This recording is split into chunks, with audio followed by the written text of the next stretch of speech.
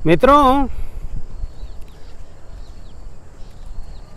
संसार से समाधि तक के श्रृंखला में आपका स्वागत है।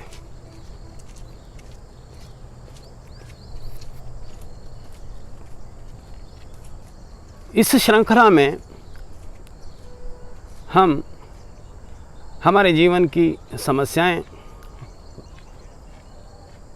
रोज़मर्रा की समस्याएं, हमारे जीवन का उद्देश्य और हमारे जीवन की संभावना, इनसे जुड़ी सभी प्रश्नों का समाधान ढूंढने का प्रयास करते हैं। माध्यम है मनोविज्ञान।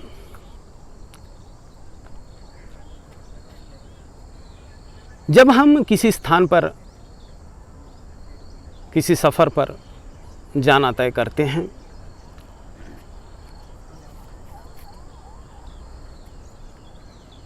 तो उस सफ़र पर हमको लेके जाने वाला, हमारे मंजिल तक पहुंचाने वाला हमारा जो साधन होता है वो हमारा वाहन होता है, व्हीकल।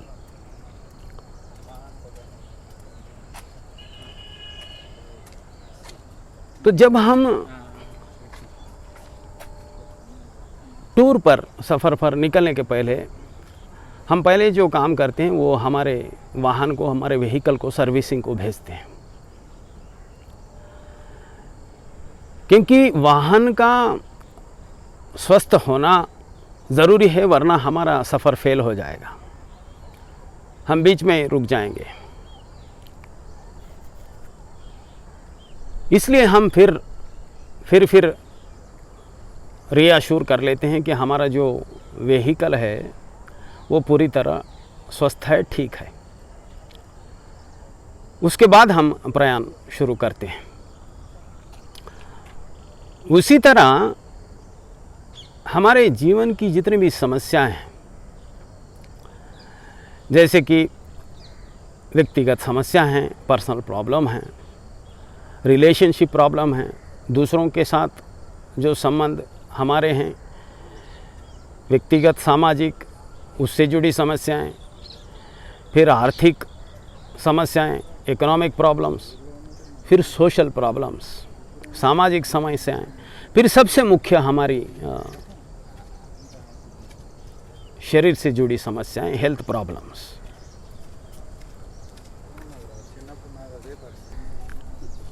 इन सब समस्याओं से डील करने वाला हमारे पास सिर्फ एक ही साधन है, वो है हमारा मन।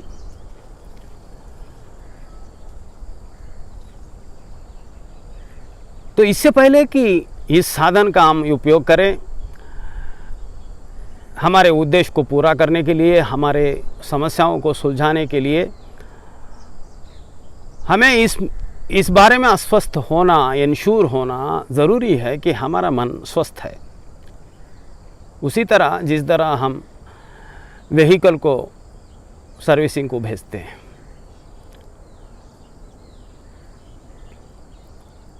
क्योंकि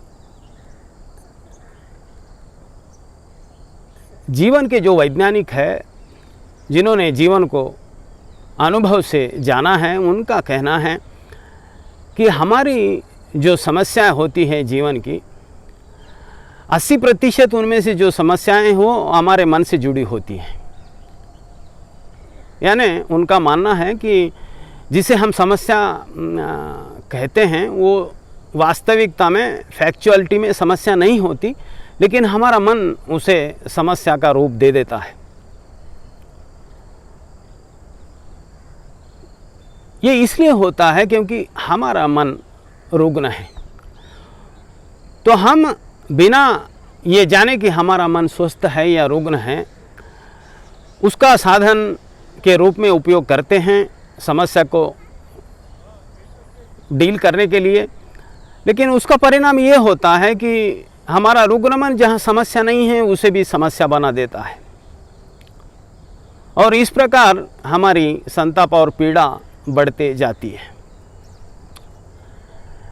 जब हमें पता लगता है कि ये एक्चुअली में हमारी समस्या थी नहीं, हमारे रुग्ण मन ने इसे समस्या बनाई, तब तक काफ़ी देर हो चुकी होती है, क्योंकि बहुत सा डैमेज हुआ होता है।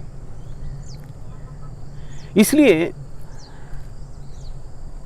हमारे लिए ये प्रथमता जानना ज़रूरी है कि क्या हमारा जो मन है, जो हमारा साधन है, वे स्वस्थ है, हेल्दी है या नहीं है।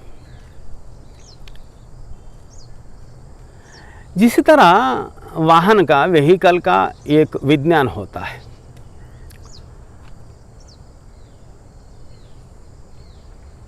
उस विज्ञान के द्वारा उस पर काम करने की एक मेथडोलॉजी होती है और उसका एक साइंटिस्ट भी होता है, जिसे हम कहते हैं सर्विस सेंटर। उसी तरह हमारा जो साधन है मन का, उसका भी विज्ञान है। उस विज्ञान को उपयोग में लाने के मेथडोलॉजीज है, पद्धतियां हैं और उस पर काम करने वाले वैज्ञानिक भी है, मैकेनिक्स भी है।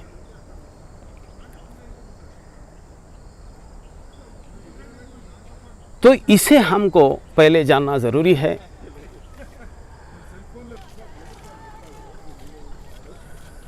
भगवान बुद्ध ने कहा है कि मन हमारा शत्रु भी है, मित्र भी है।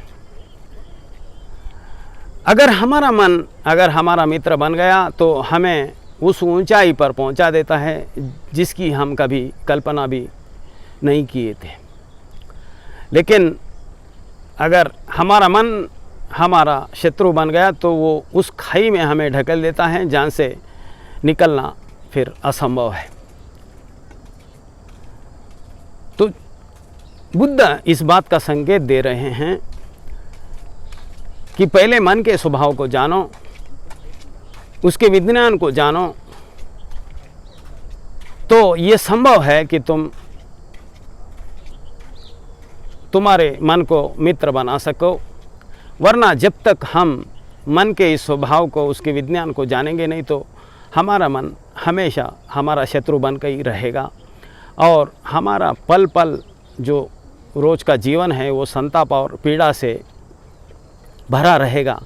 भले हम किसी भी पोजीशन में हो, कितना भी धन हो, कितना भी ऐश्वर्य हो, तो हम सिर्फ पीड़ा और संताप से, स्ट्रेस से, सफरिंग से भरे रहेंगे।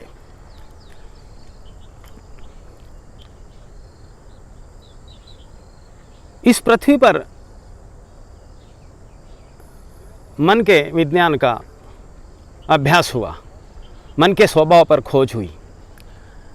भारतवर्ष में भी हुई और पश्चिम में भी हुई, यूरोप और अमेरिका में। पश्चिम में जो खोज हुई वह 1700 सदी में हुई।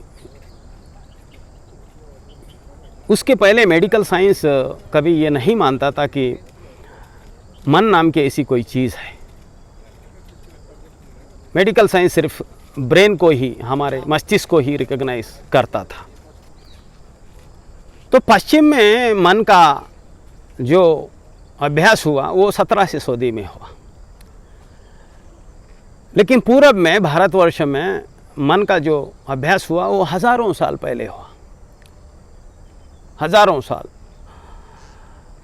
और वैदिक विज्ञान के जितने भी हमारे शास्त्र हैं, उपनिषद से लेकर भगवत गीता से लेकर पतंजलि तक, उन सभी का जो सेंट्रल पॉइंट है वो है हमारा मन और उसका स्वभाव। अब हमें किस विज्ञान को लेना है? हमारे मन को सर्विसिंग सेंटर भेजने के लिए।